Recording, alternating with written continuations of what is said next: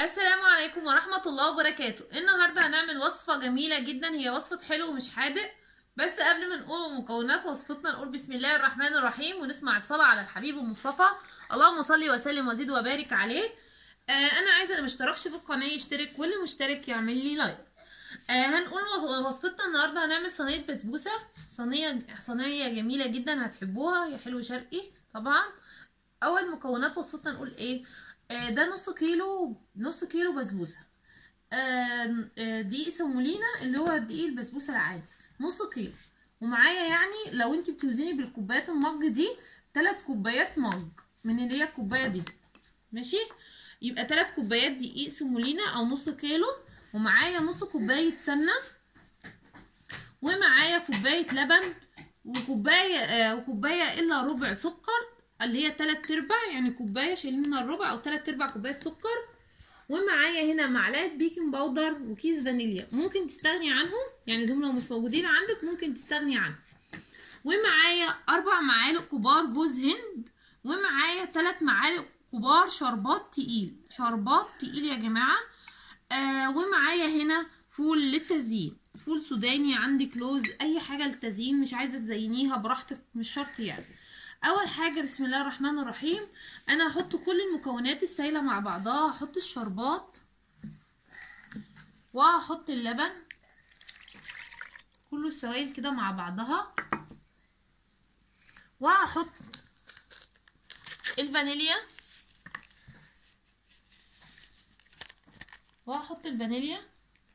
وهحط السكر،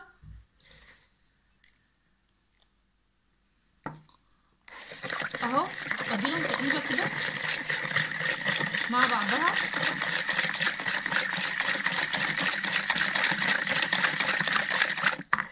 وهحط معايا السمنه. المكونات ديت يعني اعمليها دي لو انت مش عندك زبادي، لو عندك زبادي حطي كوبايه الزبادي. هنبقى نعملها لكم تاني بالزبادي برضو عشان اللي حابب يعملها بالزبادي.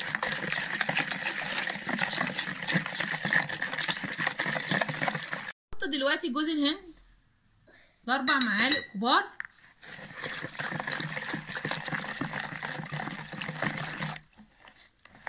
بالنسبه للزبادي انا قلت كوبايه زبادي، بس انا قصدي كوبايه كبيره، يعني محدش يحط في كوبايه صغيره. ومعايا اهو هنحط بقى البيكنج باودر كمان كده، هقلبه عشان ممكن البيكنج باودر ده عشان بس انا عايزاه يعليها حاجه بسيطه.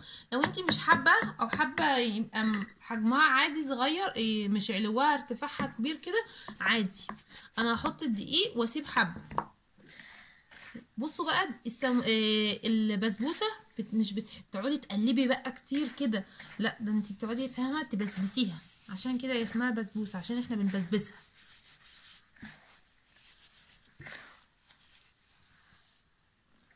انا هحط بقى شويه كمان دقيق اهو.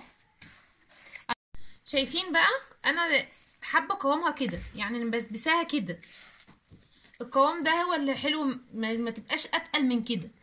انا فاض مني هنا اهو ربع كده، ربع كوبايه، نص كوبايه اهو، يجي نص كوبايه دقيق، يبقى انا عملتها بكوبايتين ونص بس، ماشي؟ ما استعملتش النص كيلو كله اهو. دلوقتي هجيب صينيه بقى وانا دهناها هنا اهي، حطها سمنه، دهناها سمنه. انت عندك طحينه، هي المفروض يتحط لها طحينه على الوش، بس انا ما عنديش طحينه، ما فيش مشكله عادي، وتكون طحينه بيضه للي عايز يدهنها من هنا عشان ما تلزقش، طحينه بيضه. انا هحطها كده بقى، حطي كده عادي، نزلي. وبعد كده بقى ايه؟ سوي بايدك، واحنا مش هنسوي بايدنا بس، هقول لكم احنا هنعمل ايه دلوقتي اهو. عشان بقى ايه وشها لازم يكون املس كده، هوزعها انا كده اهو. صدقوني زيها زي بتاعه المحلات بالظبط، وعمرها ما هتخيب معاكم، وهي لها تكات كده. انا مسخنه لها الفرن دلوقتي، هدخلها على الفرن حامي سخن، ماشي، لمده 25 دقيقه على فرن 180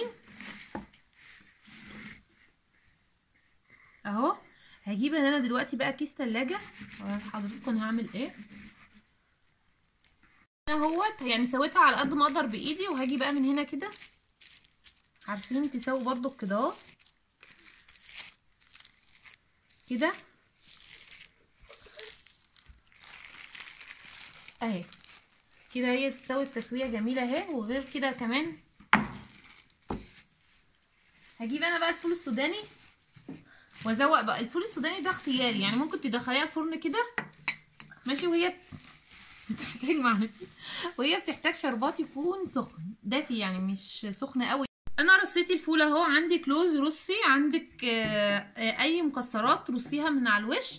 انا عايزه اقول لك انا حطيناها في فرن حامي على درجه حراره 180 لمده 25 دقيقه، وهسقي عليها بشربات دافي. هسقيها بشربات دافي وارجعها تاني الفرن، واغطيها وارجعها تاني الفرن دافي. شرط اساسي ان هي لازم تبقى في مكان دافي، ما تطلعش تبقى بره يعني في مكان ساقع. اهم حاجه ان انت تحطيها في مكان دافي، تسقيها الشربات وترجعيها تاني الفرن وهو دافي، بس تكوني مغطيه وشها. انا عايزه اقول لكم هي سهله جدا، جربوها صدقوني هتعجبكم. وهوريها لكم بعد ما تطلع الفرن هيبقى شكلها عامل ازاي. وده شكلها اهوت بعد ما طلعت من الفرن. انا سقيتها شربات دافي وهي كمان دافيه، وهي لسه دافيه، لسه طالعه من الفرن سخنه نار. حطيت الشربات الدافي عليها ورجعتها، غطيت وشها تاني بصينيه ورجعتها تاني في الفرن. والشربات عايزه اقولك طول ما انت بتسقي شربات وهي بتشرب اسقي، يعني افضلي اسقيها لحد ما تشرب خالص، يعني مش تلاقي كده وخلاص، لا تفضلي تصبي لحد وهي بتشرب، سيبيها تشرب ماشي. انا عايزه برضو اوريها لكم، وعايزه اقطعها لكم نشوف شكلها من جوه عامل ازاي. اقطعها. عايزه اقول لكم اللي ما اشتركش في القناه يشترك، واللي مشترك يعمل لي لايك. وفي نهايه وصفتي اقول زي ما بدأنا بالسلام ننهي بالسلام، والسلام عليكم ورحمه الله وبركاته.